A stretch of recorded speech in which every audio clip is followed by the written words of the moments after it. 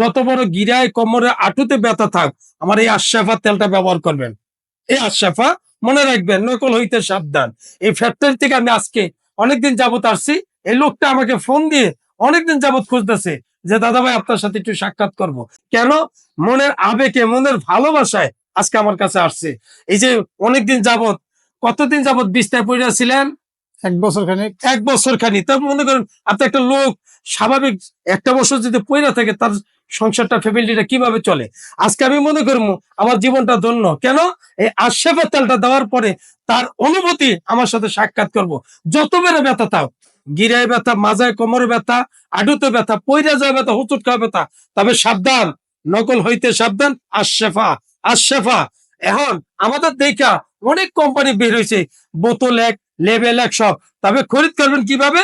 এই যে এখানে মনোগ্রাম দেওয়া আছে, এই মনোগ্রাম দেখে খরিদ করবেন। আশরাফা। আসসালামু আলাইকুম রহমাতুল্লাহ।